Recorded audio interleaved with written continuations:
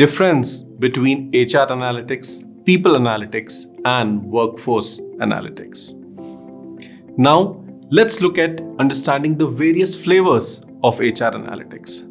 The key objective of HR analytics is to interpret, analyze, and apply data to help business reach its organizational goals.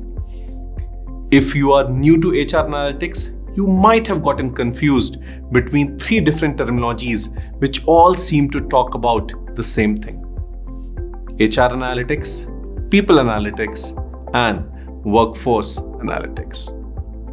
Informally, these three terms are used in different parts of the world to represent the same thing.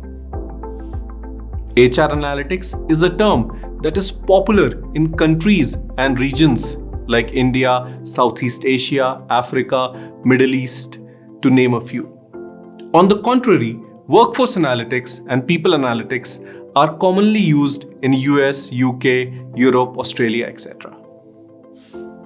In the practical sense, it may refer to exactly the same thing across locations. However, technically, there is a difference between these three terms. Let me elaborate on this. When we talk about HR analytics, it is about the data that the HR department has access to. This, as you would remember, is also called internal data.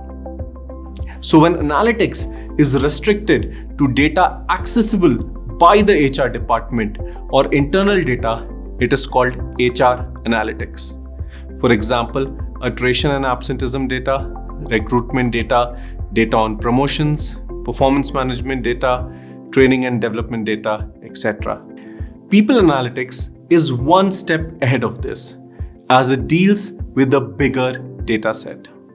Many organizations believe in giving their HR departments access to organization-wide data over and above the HR data, as they feel it can drive analytics in HR department to solve bigger business problems.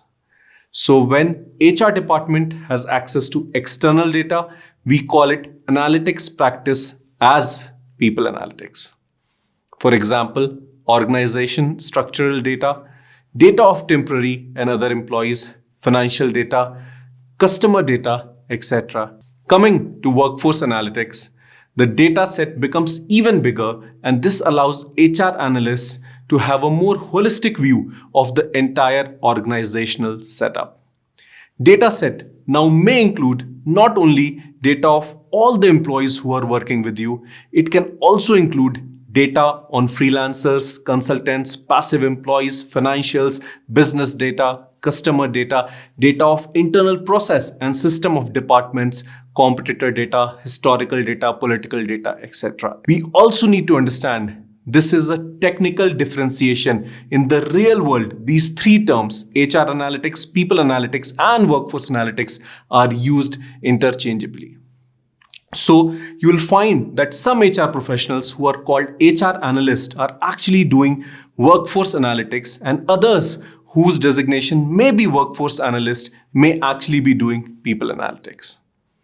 Of course, it depends on the company's data security policies as to what level of access to the organizational data is given for HR analytics professionals. It is important to remember the principles of analytics remain the same and don't change depending upon what you call the analytics practice. So it doesn't matter whether you call it domain of HR analytics, people analytics, or workforce analytics. Eventually, the approach and execution will remain the same. Only the data set varies.